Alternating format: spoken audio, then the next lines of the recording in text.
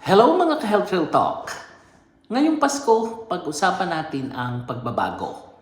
Hindi lang pagbabago ng taon, hindi lang pagbabago ng dekorasyon, at hindi lang bagong damit o bagong resolusyon, kundi pagbabago ng pananaw, puso at direksyon ng buhay.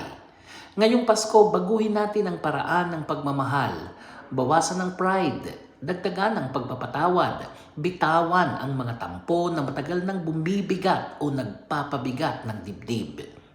Baguhin natin ang paraan ng pakikinig. Huwag lang makarinig kundi tunay na umunawa dahil maraming ngiti ang may dalang lungkot at maraming katahimikan ang may tinatagong pagod. Baguhin natin ang paraan ng pagtatrabaho, hindi lang para kumita, kundi para magkaroon ng saysay ang bawat sakripisyo. Hindi lang para sa ngayon, kundi para sa mga pangarap na matagal nang ipinagdarasal. At higit sa lahat, baguhin natin ang paraan ng pamumuhay. Piliin ang kapayapaan kaysa pressure, pasasalamat kaysa inggit, pananampalataya kaysa pangamba, at pag-asa kaysa takot. Para sa bawat OFW na malayo sa pamilya ngayong Pasko, alam namin ang bigat ng bawat luha sa gabi, ang tahimik na pagod sa umaga at ang lakas ng loob na pinapakita kahit nauubos na. Hindi nasasayang ang iyong sakripisyo.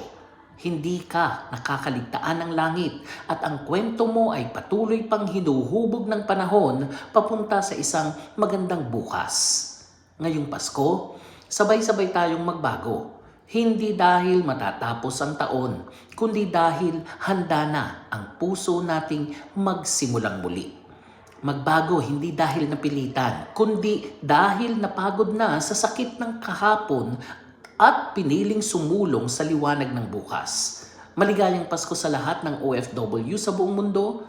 Kayo ang tahimik na bayani ng bawat tahanan at ang tunay na himala ng panahong ito. Ako po si Arlene para sa Health Real Talk. Have a nice day everyone.